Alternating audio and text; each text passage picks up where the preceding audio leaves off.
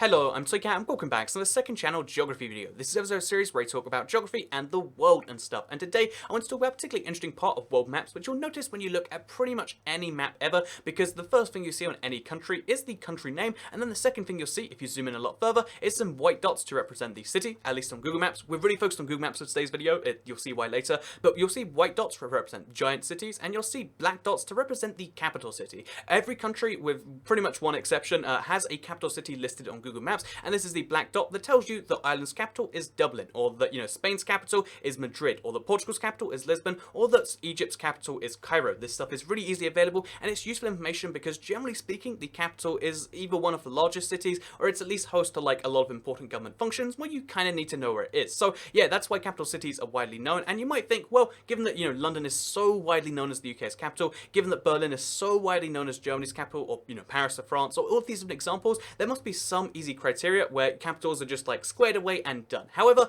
that's not the case because, like most, I guess, intergovernmental cooperation and most things we had to create between countries, there's a lot of like grey area of like, well, it comes down to what you say it is. The easiest definition for what a capital city is what a country says it is. When the UK says its capital is London, everyone goes, well, sure then, that's your capital, and that's fine for most countries, but some countries then claim not to have a capital. Switzerland is a big example. However, for there's like a fallback second definition, and this is arguably the primary definition, which is where the government is located. So that means that when Switzerland doesn't say they have a capital, we kind of just work out Bern anyway. That's a tricky definition, but still, you can kind of work out capitals for any city based on that, and that's why every country in the world, again, one exception, but whatever, actually lists a capital of some form, and you'll find a capital on maps. Even if they don't acknowledge it, the rest of the world does. So that's easy enough, right? Unless that country then gets kind of tricky and spreads out their government, and this leads to a situation where some countries, an example being Yemen, or an example being South Africa, which is the craziest one, have more than one capital city. As you can see, South Africa actually has 3 capital cities, the craziest of them all. And in today's video, I figured I'd talk about all the countries which have multiple capital cities, because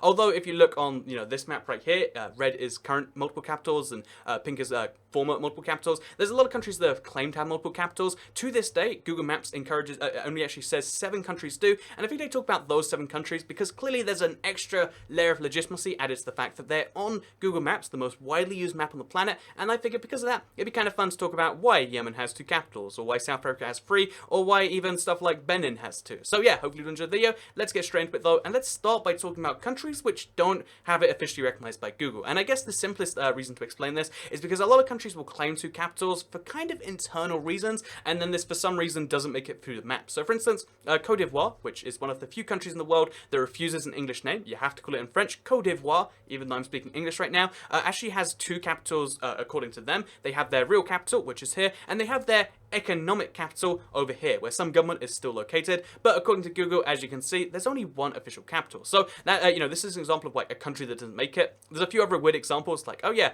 Montenegro has Podgorica over here, and then has a tiny little city just outside here, Sentinje, which is where their royal palace is located and their head of state. But because it's just like that's not really a second capital, that's just you saying it, it doesn't make it through to the map. But for some reason, these 7 examples too, and the easiest 2 examples, just like wipe off right now, is temporary capitals. I don't like these too much because it's just like, oh yeah, the official capital of Yemen is apparently not in control of them, so they need a temporary capital, so they get 2 capitals, and that's like, ooh, that's not the greatest definition. And the second one is Western Sahara, where it's like, is this even really a country? You can argue it's not for a whole bunch of reasons. You can argue basically, it's a tricky issue, and when it has 2 capitals and one's temporary, you kind of just say, well, that's something to do with war. It will be changed in like 3 years anyway. So we're not going to focus on those 2 examples. Instead, we'll focus on the other 5. Starting, with the big one, let's just go into the only country in the world which has 3 capitals at present, which is South Africa. So South Africa has 3 separate capitals, and you might wonder why. You might really think, it's like every single country in the world has nailed this, or in fact, 90% plus, or 95% on maps at least, have the whole idea of like, let's pick a capital city. That's where people will, probably know about, and that's like our famous city, and that's where our government is located. Everyone kind of gets this, but one of the big exceptions is South Africa, and the simple reason as to why is because you've got to bear in mind South Africa, although today to most people it seems like, oh yeah, there's South Africa, that very unified state, although wait a minute, that apartheid, I don't know how you say it, but that whole big race thing happened there, so maybe not that unified, but it seems mostly unified. Why do they need 3 capitals? And the reason for that is because South Africa was actually a country which formed from a bunch of different provinces, I believe a little bit of Dutch and a little bit of Orange, but basically a lot of like natives and Dutch and like some British stuff got mixed together, and it was even larger than it was right now. Namibia wasn't a separate country back then, then basically they had to form together a lot of different places together, and they weren't just forming a federation like when Australia came together, or like when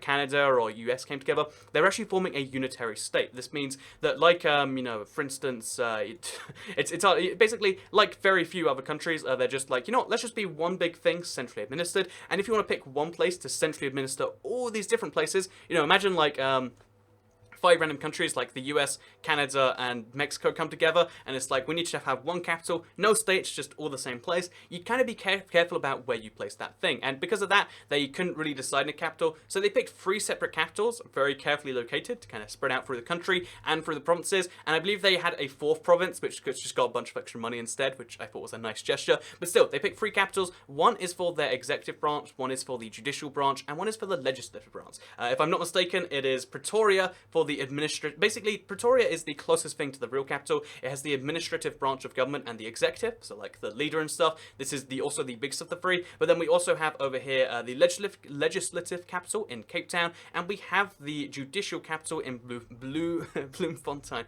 I'm so sorry, I'm so bad at pronouncing South African names. So yeah, basically these 3 cities are all capital cities because they all contain a branch of government, and because South Africa claims to have 3. And when a country claims to have 3, you're like, well, where's your government in all 3? And you have to be like, well, I guess you have 3 capital cities. It's not a widely repeated thing because most countries don't desire 3 capitals. It's not generally a good thing to have to be like, well, I mean, there's a capital for this and for that and that. It means transport between them is kind of this messy kind of business, and it is one of these issues where you just say like, well, I mean, for the most part, nowadays it's not too useful. At the time, you know, the compromise was useful, but nowadays having 3 capitals doesn't really accomplish too much. There is still power located in Bloemfontein and in Cape Town, but you could center all your power in Pretoria, which is, by the way, the largest city, and you could probably achieve some benefits from that. Again, if there is a benefit to having one capital city, it could be achieved nowadays. Now the country's been a little bit less put together that way, but that's just kind of my rough, vague opinion. I'm sure the local politics is more complex than I'm pulling out, but basically South Africa is a vast and confusing country, and because of loads of compromises they had to make, they have 3 capitals. The only country in the world at present to have 3,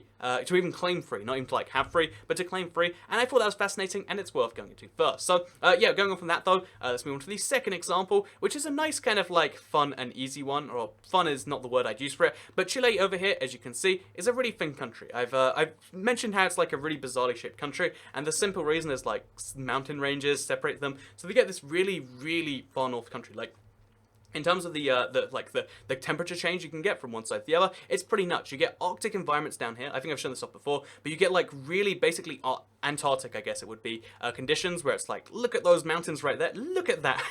look at what this country looks like from the very south, and then if you look very to the very far north, then you'll see it's an entirely different country. Chile is like this vast place, and it's something you should keep in mind. So let's just go to some random street, I guess, and you'll see how, oh, it's suddenly desert. So this is the same country, and I guess administering that all in one place seems like it's a tricky thing, but unlike every other country where you've got 2 capitals, it doesn't seem to be a compromise between like, oh yeah, we're going to have something up there and something down there because 2 different peoples. Instead, they just have 2 capital cities. One is Santiago, which is kind of the main capital, the real capital. This is where most of the stuff is done, you know, like it's the biggest city. And then we also got just opposite, just over there, it's not too far away, we've got this second capital, which is on the coast. And this is just where the legislative branch happens. I don't honestly know the story behind this one. However, I like to believe it is something as simple as like, you know what, they had one capital, you know, for the longest time, and then suddenly the parliament was just like, you know what, why don't we just like go by the sea? Like, wouldn't it be nice if we could ride our boats on the weekends? And then like the president was just having like a, you know, an annoyed day, so it's like, whatever,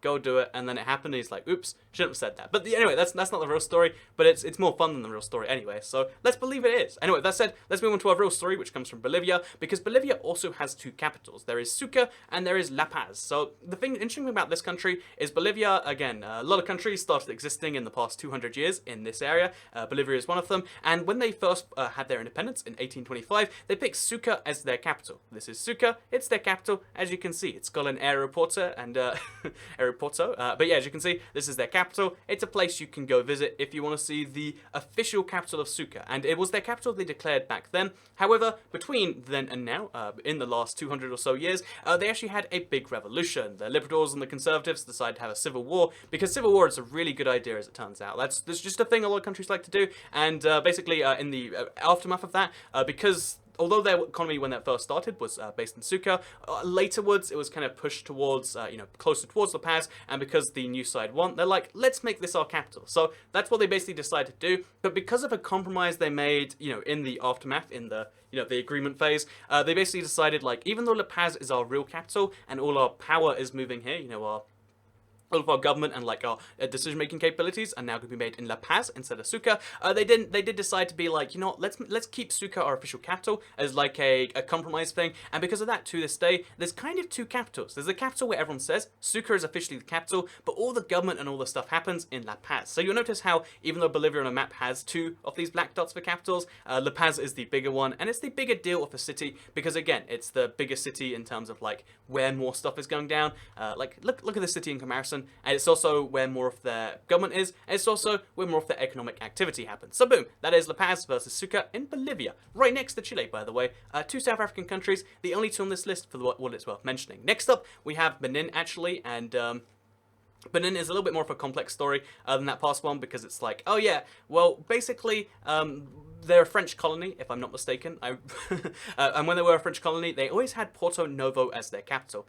So this is Porto Novo, as you can see. It's the capital of Benin. It's the official capital. And usually when you go down to one capital, this is the one you pick. Again, every country has, every country that has more than two capitals generally has one capital the world accepts, because most places aren't designed for two capitals. In fact, till this video, there's a good chance you hadn't heard of two capitals. And this means that, yeah, basically, this is the capital that's most widely accepted. However, to this day, they still have some of their functions moved over to Cotonou, which is this city over here, which isn't actually too far away. But so this wasn't a centralization thing again. It was more down to just like, oh yeah, well after they went independent, they had more of their economy going here, the city was bigger, and they also decided to relocate some of their governmental bodies here. Their government is here, and so is their judicial. So only their legislature is remaining over here. However, this is still the official capital. It's just this is where their government stuff goes on. And again, you kind of need to just say, oh yeah, well there's two capitals, because what do you say the capital is here then? Like the one they claim it is, even though only one of their three branches of government is there, or the one which has two of their three branches, and it's a bigger city, and it gets its own little autonomous department thing.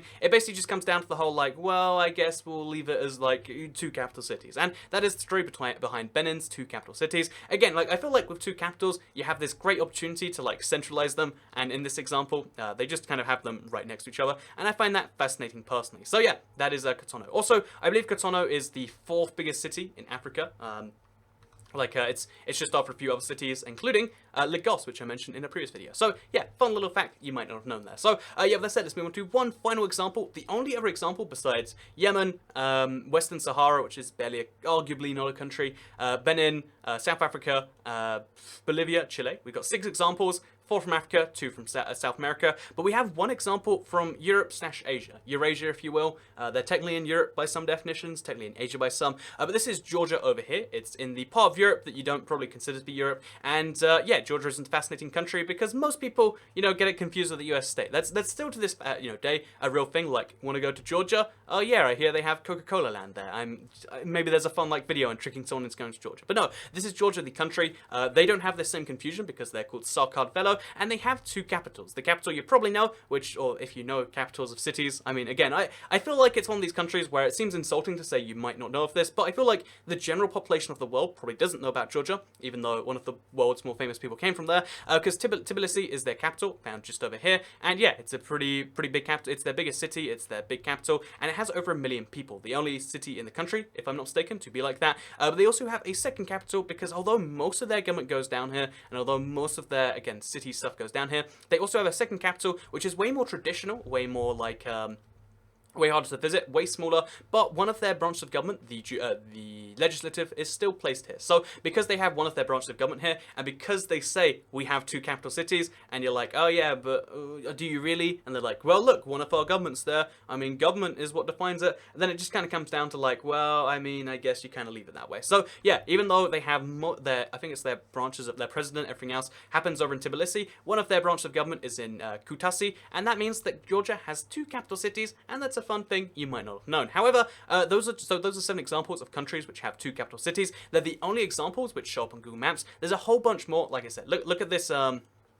Look at this map right here. You can see there's a whole bunch more of countries which either have 2 capitals or which formerly had 2 capitals, but most of these do not count. And I'd love to go through each of them and say like, well, the reason that, you know, like, Montenegro's doesn't count is because, you know, that president thing. What's going on with that? Like, they have like a capital just for their royal palace. Not really a thing that's necessary, right? You could say Amsterdam and like, do you really need 2 capitals? I don't really see why theirs doesn't count, because it's pretty much the exact same reason, by the way. They have a capital for, which is just for the royals and their official capital, but all of their branches of government are in The Hague, but for some reason, they still just count as Amsterdam. There's a whole bunch of weird examples like this, but I have to assume the only reason is, like, someone at Google who was making the map was like, no, let's not let Netherlands have 2 capitals. Let's just not let that. Everyone knows it's Amsterdam. Maybe that was part of the reasoning, because, let's be honest, Amsterdam is way more known than The Hague, and maybe then there's a bit of name recognition to it. It's hard to be certain, and that's why Google Maps has this extra layer of, like, even though it's the world's probably most used map, even though it's the world's perhaps, you know, most trusted map in some ways, because